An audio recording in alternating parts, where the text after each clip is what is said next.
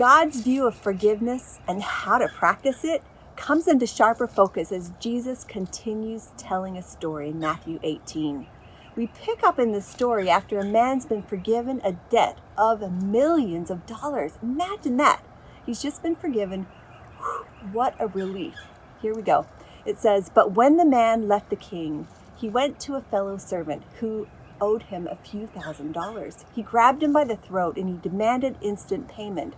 His fellow servant fell down before him and begged for a little more time. 'Be patient with me and I'll pay it,' he pleaded. But his creditor wouldn't wait. He had the man arrested and put in prison until the debt could be paid in full.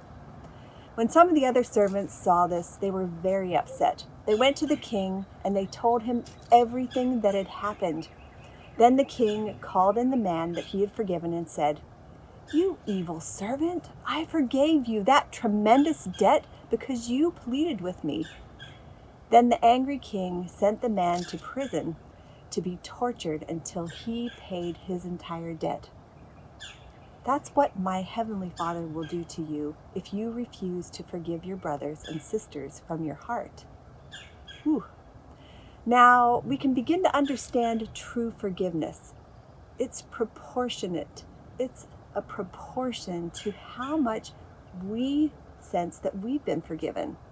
As Mark reminded us in this week's message, he said, none of the harm that we've had done to us will come close to what God has forgiven us.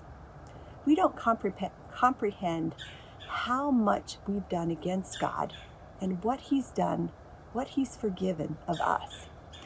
If we really understand how much we've been forgiven, unlike the servant in the story, we would readily forgive as well. We wouldn't fulfill the adage of hurt people, hurting people. Rather, we'd be grateful to be able to pass on forgiveness. We would understand and practice verses like these.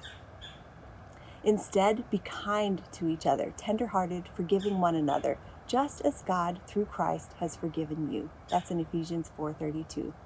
Or this, bear with each other and forgive one another.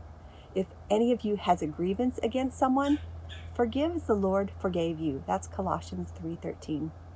So let's reflect every day, and especially as Easter approaches, let's reflect on the pardon, the forgiveness that we've received by Jesus on the cross. Will you take this week's Next Step Challenge? It says, with God's help, I will humbly identify those who I haven't completely forgiven and willfully choose to forgive them one at a time. So Lord, would you help me to understand how much you have forgiven me, how much you sacrificed on the cross, and then give me power that changes me. Give me power to live a lifestyle where I freely pass on forgiveness to others, keeping my heart light and not bitter. God, would you just help us do that? We trust you and we need your help. And thank you for it today.